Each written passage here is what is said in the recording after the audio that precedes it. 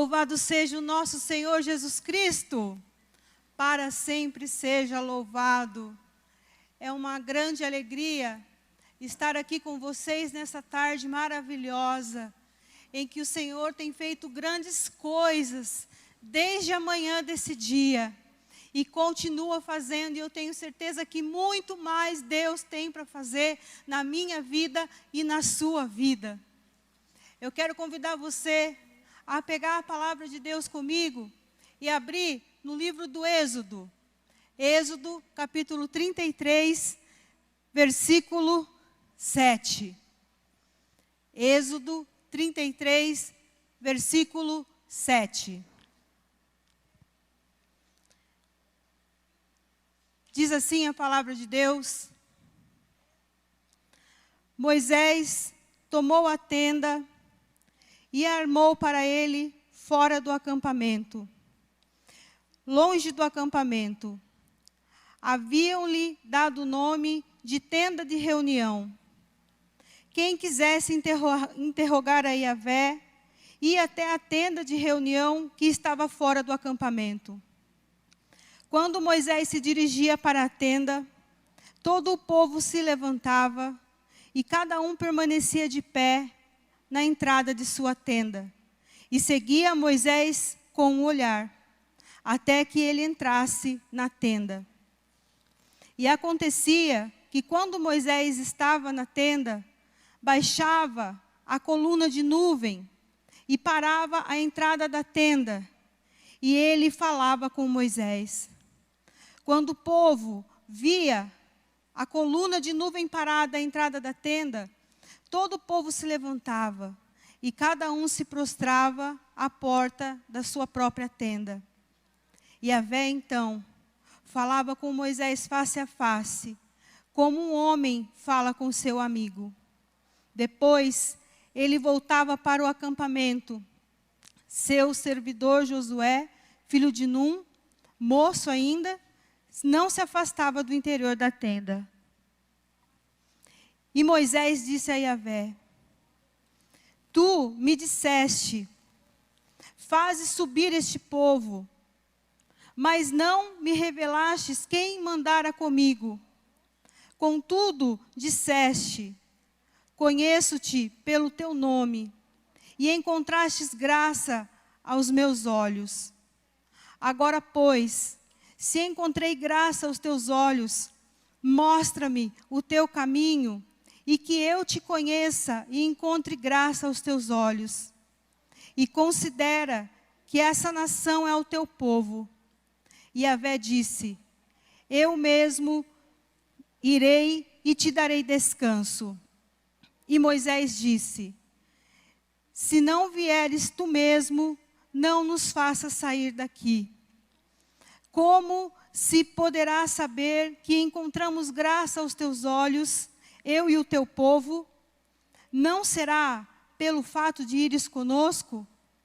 Assim seremos distintos, eu e o teu povo, de todos os povos da face da terra. E Yahvé disse a Moisés: Farei ainda o que dissestes, porque encontrastes graça aos meus olhos e conheço-te pelo teu nome. Palavra do Senhor. Glória a vós, Senhor. Esse trecho da palavra de Deus, de Êxodo 33, 7, é um dos trechos da palavra de Deus que eu mais amo.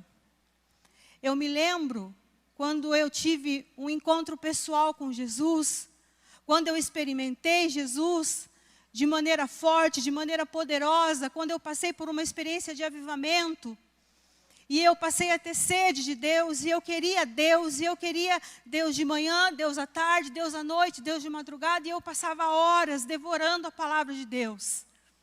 Porque eu queria conhecer, eu queria saber, eu queria aprender. E eu me lembro que em uma dessas madrugadas no meu quarto, passeando pela palavra de Deus, eu me deparei com essa palavra, que dizia que Moisés construiu uma tenda Na época, quando eu li na tradução da Ave Maria, hoje eu estou com a tradução da Jerusalém, e na tradução da Ave Maria diz assim, que Moisés construiu uma tenda e chamou a tenda do encontro.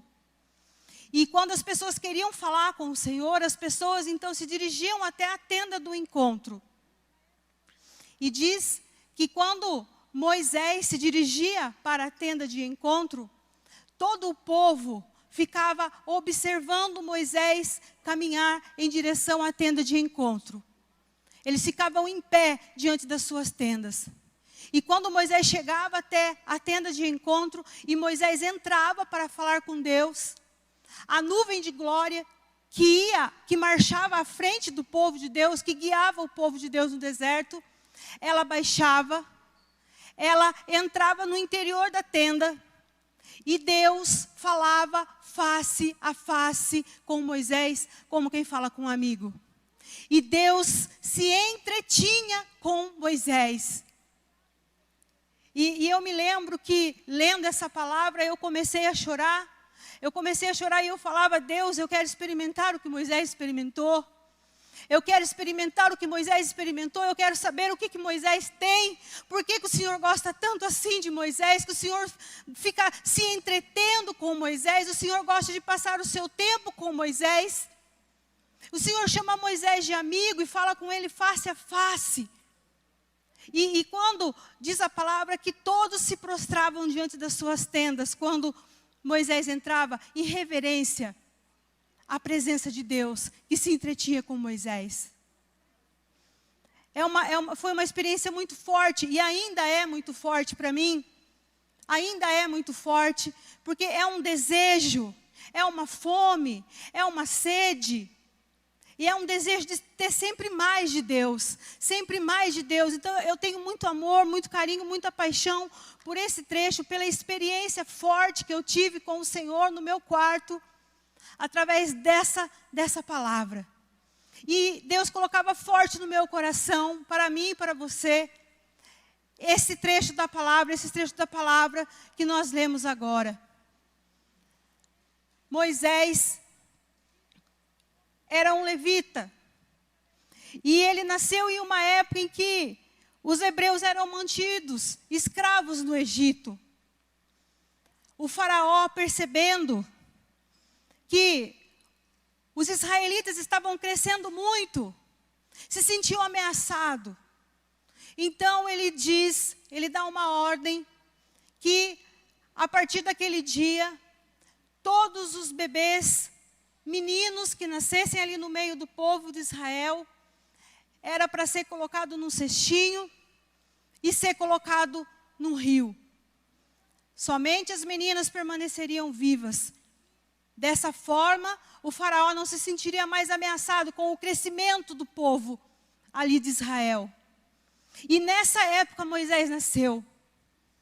E quando Moisés nasceu, diz a palavra que os seus pais conseguiram ficar com Moisés em casa durante 3 meses. E depois eles não conseguiram mais esconder o bebê.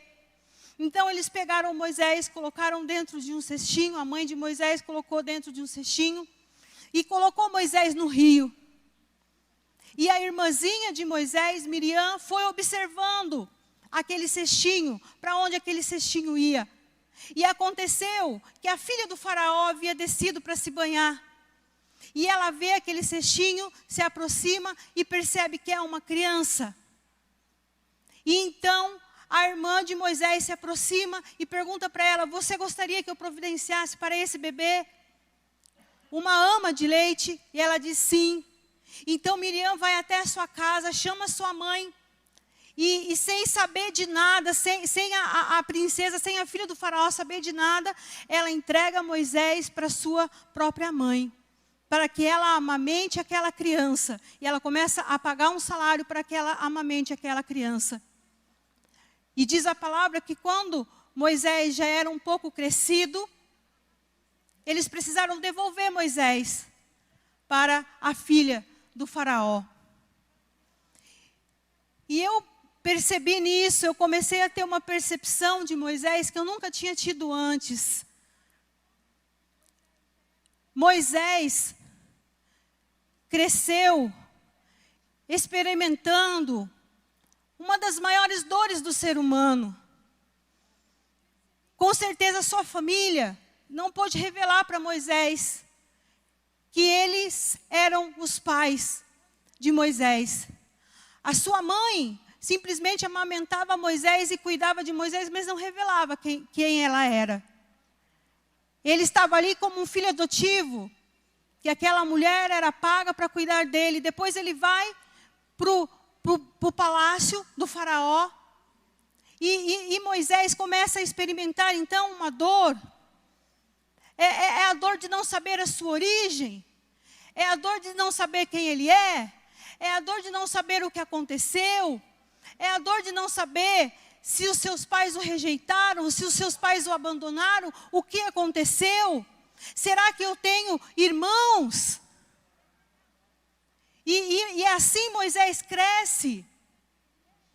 Assim é a infância de Moisés, porque alguns estudiosos dizem que quando Moisés foi levado de volta para o palácio, ele tinha mais ou menos 4 anos de idade. E nós sabemos que dos 4 anos até os 7 anos é onde acontece uma grande formação da personalidade na criança. Então Moisés até os 4 anos cresce ali com os hebreus, sem saber que aquela família é a sua família. E depois ele cresce os outros 3 anos até completar 7 ali no palácio do faraó. Sem saber a sua origem, sem saber quem ele era. E assim Moisés cresceu. E diz a palavra que Moisés foi crescendo, e quando Moisés tinha 40 anos de idade, Moisés presencia uma briga. Moisés presencia um hebreu sendo maltratado por um soldado egípcio. E nós podemos então perceber aí as influências ambientais em contraste com a herança genética de Moisés. Ele não sabia quem ele era. Ele não sabia quem ele era, mas a sua herança genética naquela hora fala mais forte. O hebreu, ele reconhece, ele se identifica com aquele hebreu que está sendo ali maltratado. E ele compra a briga. E ele vai lá e defende. E ele mata o soldado egípcio. E depois disso Moisés foge. Moisés foge de medo do faraó. De medo de ser morto pelo faraó, Moisés foge. Quando ele tinha 40 anos. E diz a palavra de Deus que ele fica mais 40 anos no deserto depois disso. Ali Moisés se casa. Ali Moisés constitui família. E um dia, enquanto Moisés apacentava as ovelhas do seu sogro, Moisés observa algo que encanta os seus olhos e desperta a sua curiosidade. E Moisés decide se aproximar para ver. Moisés contempla uma sarça que pegava fogo, que ardia em fogo, mas que não se consumia. E Moisés então se aproxima para ver esse espetáculo. Moisés pensa, eu vou me aproximar para ver o que está acontecendo com essa sarça que não é consumida pelo fogo. Que espetáculo é esse? E Moisés se aproxima e ouve uma voz que diz assim, tira as sandálias dos seus pés, Moisés, porque o chão que você está pisando é santo. E Moisés ali então passa a ter uma experiência com o Deus do fogo, com o grande eu sou, uma experiência que ia mudar a sua vida para sempre. Muitas pessoas dizem que o divisor de águas na vida de Moisés foi quando o mar se abriu e o povo atravessou a pé enxuto. Amados, o divisor de águas na vida de Moisés foi a experiência que ele teve com o Deus na sarça. E é encantador perceber a pedagogia que Deus usou para falar com Moisés. Porque quando Moisés chega até a presença de Deus, Moisés traz toda a sua história mal resolvida. Moisés chega até a presença de Deus se sentindo pequeno, um assassino, um fugitivo. Então ele se sente pequeno, como aquele arbusto, como aquela sarça, e um assassino, e ele se sente um agressor que é representado pelos espinhos ali daquela sarça. E essa pedagogia que Deus usa para falar com Moisés, porque Moisés olha para a sarça e Moisés se vê nela. Um pequeno agressor fugitivo. E Deus então começa a ter uma conversa com Moisés. E Deus diz para ele: olha, eu vi o clamor do meu povo. E eu desci para libertá-lo. E eu escolhi você, Moisés. E aí então Moisés começa a trazer à tona a sua história. Moisés traz ali até a presença de Deus a sua insignificância, a sua falta de credibilidade em si mesmo, a sua falta de eloquência. E ele diz para Deus assim: tem outros que são mais capacitados do que eu, é melhor que o Senhor envie a eles. Há muitos que dizem que são desculpas que Moisés usou para não atender ao pedido de Deus. Eu não acredito nisso.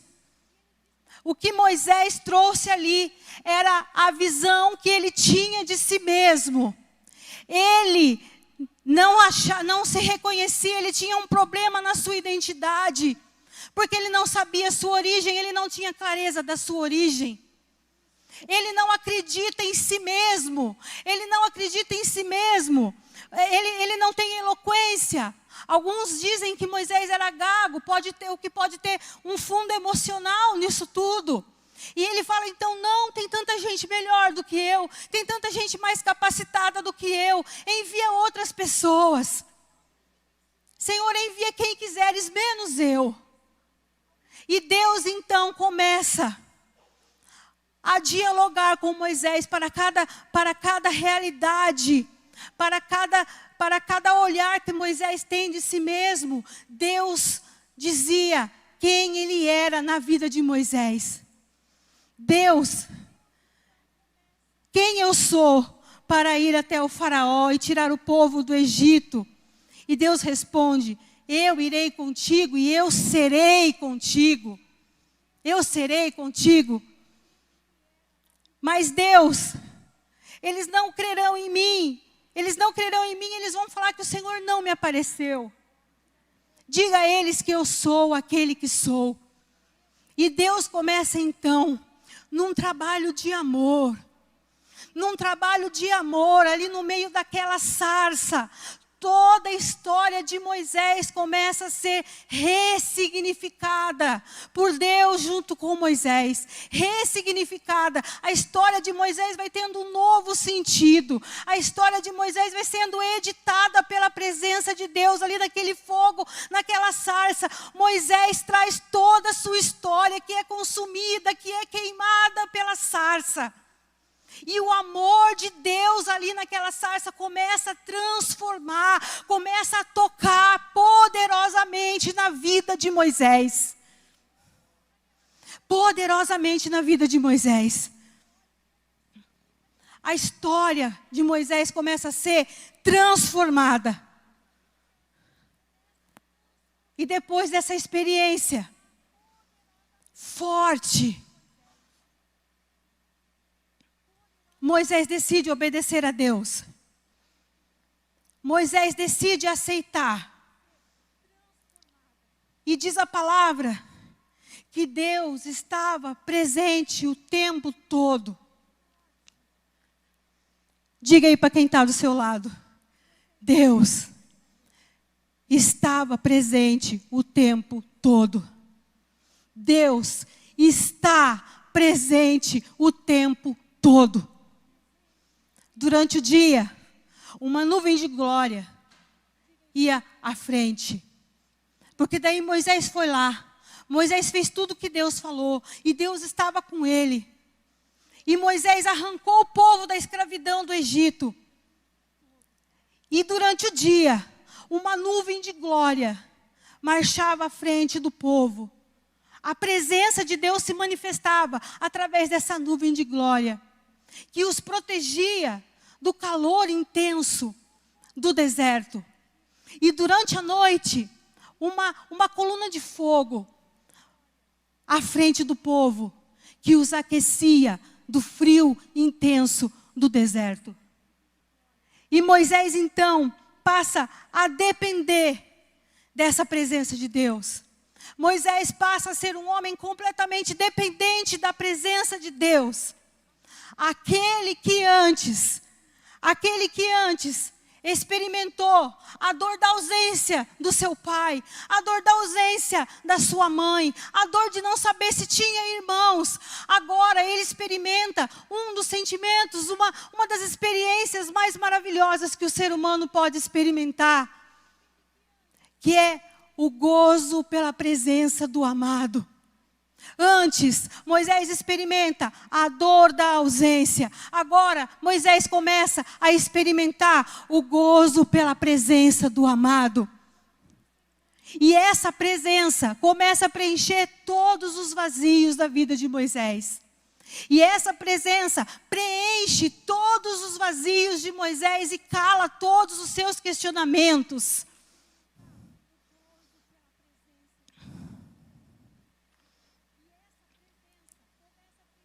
E um certo dia, o povo pecou contra Deus. Deus disse para Moisés: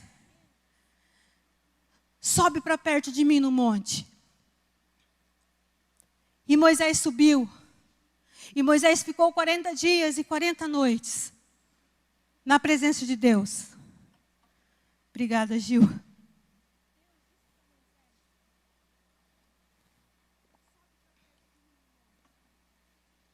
E o povo de Deus começou a achar que Moisés estava demorando muito. Não, alguma coisa aconteceu com ele, ele não vai vir mais. Ele não vai vir mais. Ele foi embora. Ele desistiu do plano. Ele desistiu da promessa. Deus falou para ele que era para ele tirar a gente da escravidão do Egito, para que marchássemos em direção a Canaã, uma terra que emana leite e mel. Existe uma promessa de Deus em nossa vida, mas vai ver que Moisés desistiu, vai ver que Moisés morreu lá em cima do monte, todo esse tempo em cima do monte. Construiremos para nós, então, vamos construir para nós o nosso próprio Deus. E eles constroem um bezerro de ouro, eles tiram os seus brincos, eles tiram as suas joias, e eles constroem para eles um bezerro de ouro. E eles começam a adorar esse bezerro de ouro. E Deus diz para Moisés: Moisés, desce, porque o meu povo se corrompeu. Moisés desce com as tábuas dos 10 mandamentos. E Moisés quebra a tábua dos 10 mandamentos. E depois, Deus diz para Moisés: olha, Moisés, você vai pegar esse povo agora. Você vai pegar esse povo e você vai marchar com eles em direção à terra prometida que eu prometi para Abraão, para Isaac e para Jacó. Mas Moisés, a minha presença não vai. A minha presença não irá com vocês, porque esse povo é um povo de cabeça dura. Se eu me aproximar muito, eu vou feri-los, então eu não irei. Eu vou enviar à frente de vocês um anjo meu, que vai dar a vitória para vocês sobre os povos das terras as quais eu prometi para vocês. Mas a minha presença, Moisés, não vai contigo. Então, Moisés ora a Deus, dizendo essa palavra que nós lemos logo no início. Senhor, Tu me chamas de amigo. Tu diz que me conheces, que eu tenho todo o seu favor. Senhor, o Senhor falou para eu pegar o teu povo, sair daqui e ir para a terra que emana leite e mel, mas o Senhor não disse quem vai comigo. Senhor, se a tua face, se a tua presença não vier conosco, Senhor, não nos faça sair desse lugar, porque, Senhor, é a tua presença que nos diferencia dos outros povos. É a tua presença que nos diferencia dos outros povos. Meus amados, que tremendo, que paixão, que desespero, que dependência de Deus é essa? Moisés então, prefere, a oração de Moisés diz para Deus: eu prefiro o deserto do que Canaã sem a tua presença. Eu prefiro ficar no deserto contigo do que caminhar rumo à promessa sem ti. Deus, eu quero as tuas bênçãos, Senhor, mas eu necessito do abençoador que és tu. Eu preciso da tua presença, porque é a tua presença que faz a diferença na minha vida. Eu sei quem eu sou, eu sei quem eu era, eu sei de onde eu saí, eu conheço a minha tristeza, eu conheço a minha angústia, eu conheço as minhas dores, e é a tua presença, Senhor, é a tua presença, Senhor, que me faz feliz, é a tua presença que me transforma todos os dias, é a tua presença que alimenta a minha alma todos os dias. Senhor, é da tua presença que eu preciso. Se a tua presença não vier conosco, Senhor, não nos faça sair desse lugar. Amados, para Moisés a presença de Deus era mais importante do que vencer. Se vencer significasse vencer sozinho, então ele preferia não vencer e ficar com Deus. Porque a sua maior riqueza, a sua maior vitória, a sua maior herança era o Senhor, e era isso que ele queria, era isso que ele precisava e bastava. Então, Deus ouve o seu amigo e diz: a minha face irá contigo. A minha face irá contigo, Moisés. E você que está aí me ouvindo na sua casa,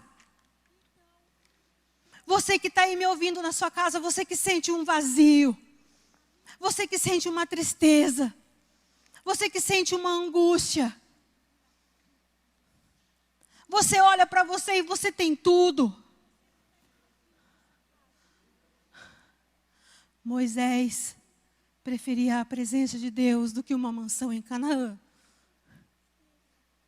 Meu amado, o cumprimento da promessa é bom.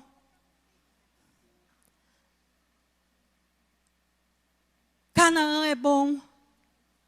Vencer é bom. Dar certo na vida é bom.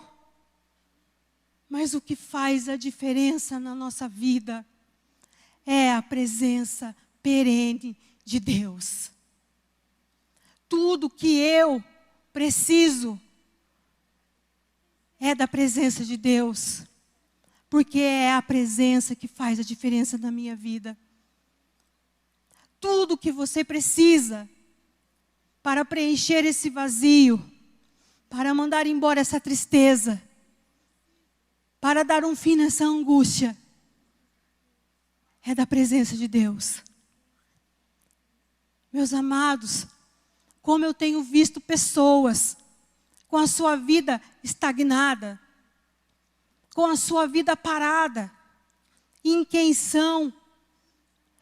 Como eu tenho visto pessoas que se parecem com Moisés, que chegam para conversar e trazem a sua insignificância, a sua falta de crédito em si mesmo, a confusão, não sabe que direção tomar na vida, não sabe que rumo tomar na vida. E muitas vezes essas mesmas pessoas olham, muitas vezes para mim, eu já ouvi isso algumas vezes, e diz assim: nossa, eu acho você uma mulher tão bem resolvida, eu acho você uma mulher tão poderosa. Meus amados, não, poderoso é o Deus que habita em mim. Poderoso é o Deus que está em mim. Você pode sim dar passos na sua vida. Você pode sim dar certo na sua vida. Porque quando você descobre que você não está sozinho, quando você descobre que existe um Deus que habita, acredita, ama, é apaixonado e te impulsiona, meus amados, ninguém mais segura. Ninguém mais segura. Você passa a se enxergar com os olhos de Deus, você passa a se olhar com os olhos de Deus, e as suas ações são a partir da ótica de Deus. Ninguém segura. E o que falta muito hoje na nossa sociedade, o que falta muito hoje em todas as profissões, é isso, é o toque sobrenatural de Deus sobre as nossas vidas. Mas, Bel, como que eu faço isso? Como que eu faço isso? Meus amados, aquela nuvem de glória que marchava à frente, aquela coluna de fogo que marchava à noite, hoje habita dentro de você. Dentro de você. Dentro de você. Você é templo da presença de Deus. Templo da presença de Deus. A nuvem de glória não fica mais lá fora, na tenda do encontro.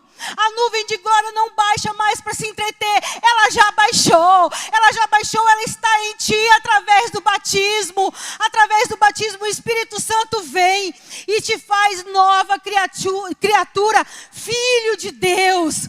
Filho amado de Deus, filho amado de Deus, e essa presença está em ti, e essa presença quer agir com força hoje em você, quer revelar para você quem você é, quer revelar para você a que você veio, e quem você é no mundo. E quem você é no mundo? Como que eu faço, Bel? Como que eu faço para descobrir essa presença? Como que eu faço? Como que eu faço para ter mais dessa presença? Meus amados, se conecte com a presença. Eu estou dizendo se conecte porque é uma linguagem hoje, né? De internauta, que a maioria das pessoas entendem. Entre em contato com essa presença que está em ti. Entre em contato com a nuvem de glória que está em ti. Entre em contato com a coluna de fogo que está em ti. E experimente do Senhor. E passe tempo na presença dEle. E passe horas na presença dEle. E converse com o Senhor. E experimente da presença desse amigo. Da presença desse amigo que nos sustenta e nos mantém de pé em todos os momentos da nossa vida. Em todos os momentos da nossa vida, até nos mais difíceis. Eu passei por uma experiência difícil na passagem desse ano agora, de 2019 para 2020, na noite de Réveillon. Minha mãe estava internada. Minha mãe estava internada desde o dia 26 de dezembro. E eu e a minha irmã, a gente combinou de cada noite, uma de nós ir lá ficar com a minha mãe. E a minha mãe foi internada com uma bactéria rara, grave, agressiva. E eu cheguei lá naquela noite. Levei bolo de abacaxi para a gente comer meia-noite. Yakult, que a minha mãe gostava bastante.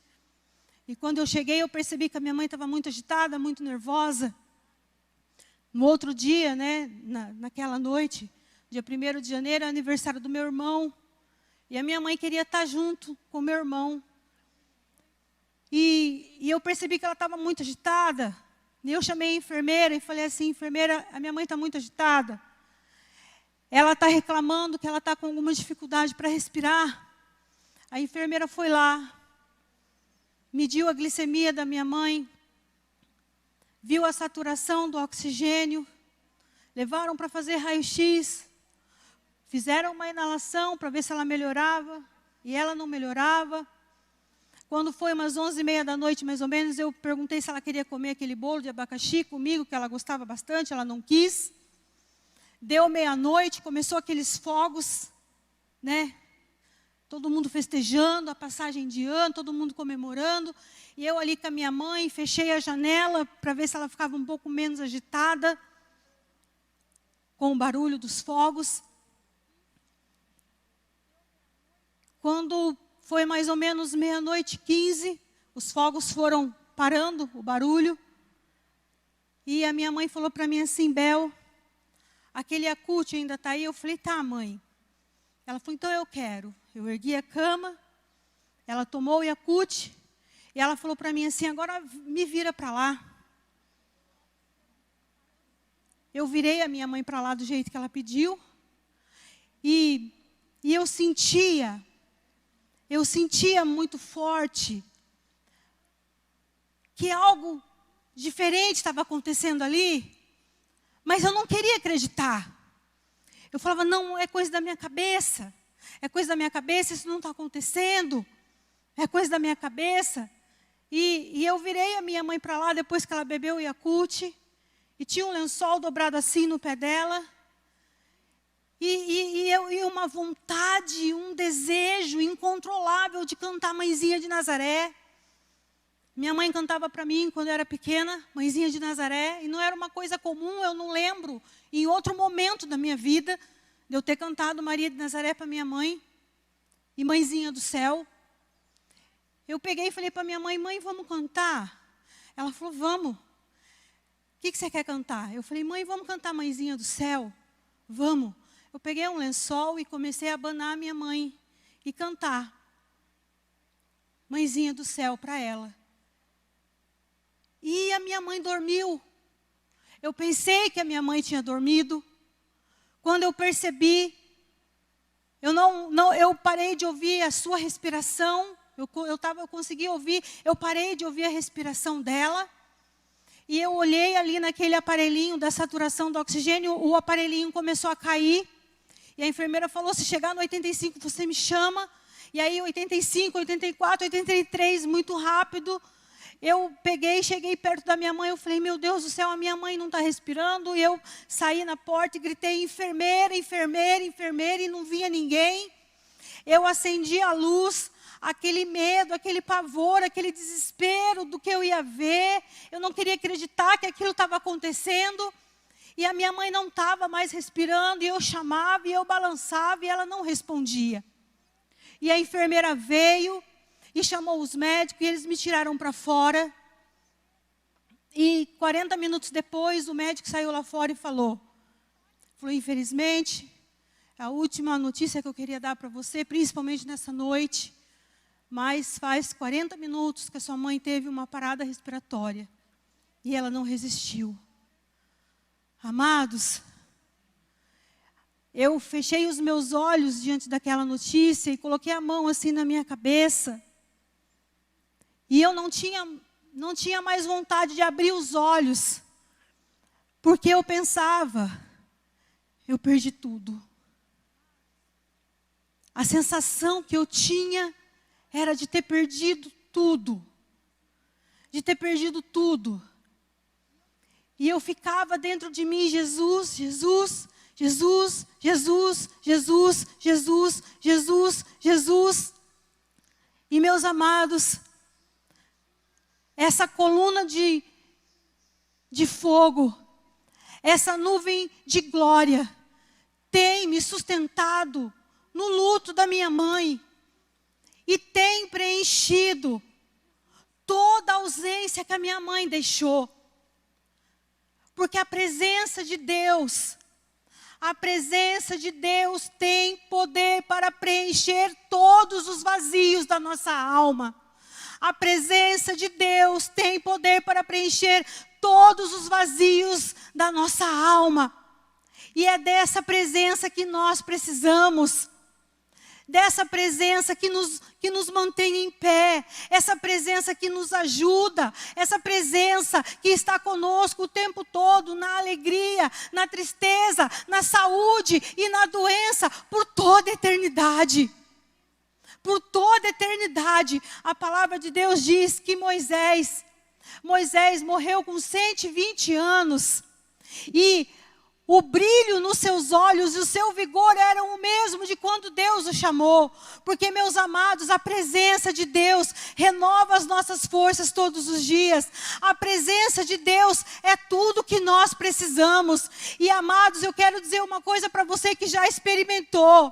Eu quero dizer uma coisa para você que já é sustentado por essa presença. Existe muito mais. Existe muito mais, existe muito mais, existe muito mais. Mas a presença de Deus, ela precisa ser desejada ardentemente. Eu quero convidar você nessa tarde a desejar ardentemente pela presença de Deus. Seja lá qual for o momento, seja lá qual for o momento real que você está vivendo, deseje ardentemente pela presença de Deus. E deseje como Josué.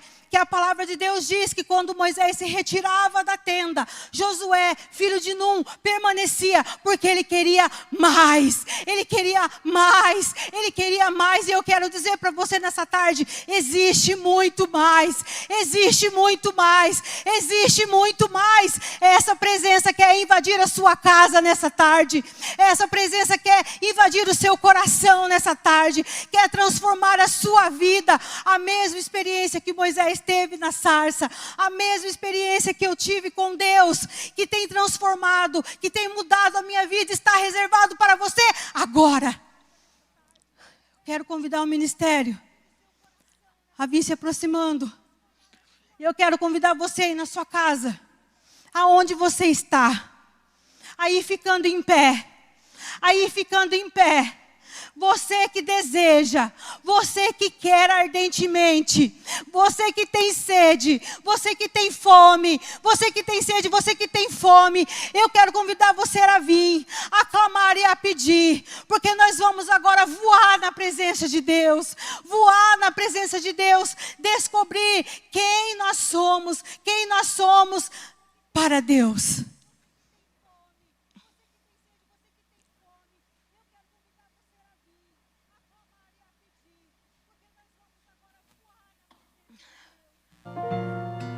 Pegue o seu telefone, mande uma mensagem para o seu amigo, mande uma mensagem para a sua amiga. Você que sabe de alguém que está precisando, mande uma mensagem agora, seja canal de graça, seja canal de bênção na vida de alguém. E convide essa pessoa a experimentar de um Deus que cura a nossa história, que cura as nossas feridas, que nos transforma. É na presença desse Deus que a nossa melhor versão vem à tona. É na presença desse Deus que a nossa melhor versão vem à tona. E não existe melhor lugar no mundo para se estar do que diante dessa presença. Quem experimenta dessa presença nunca mais é a mesma pessoa. Nunca mais é a mesma pessoa.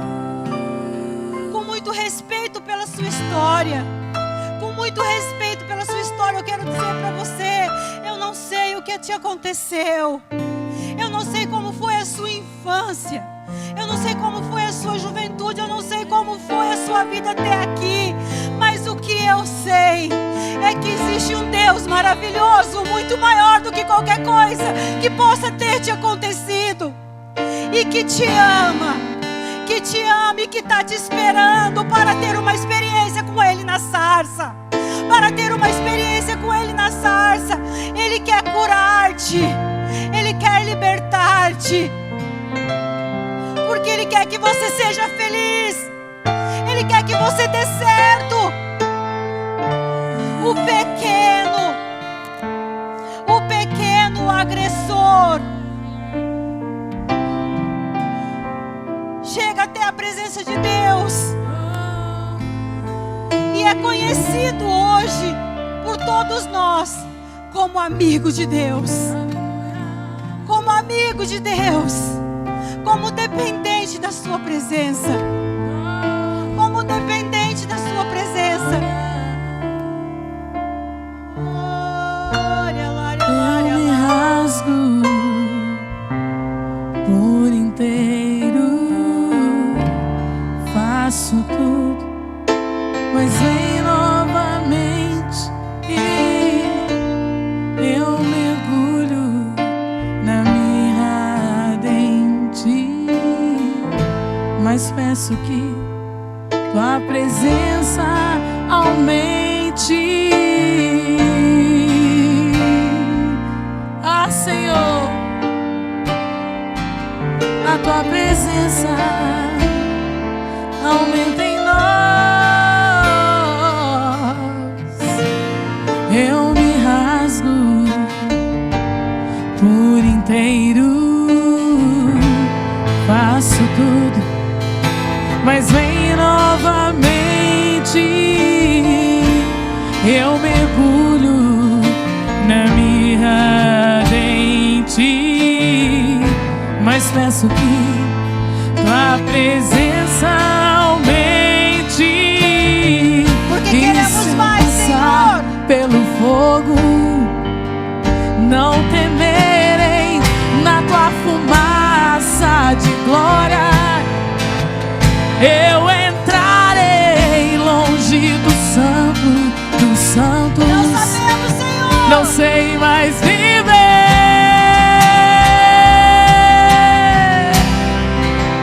Quem já pisou no santo dos santos em outro lugar não sabe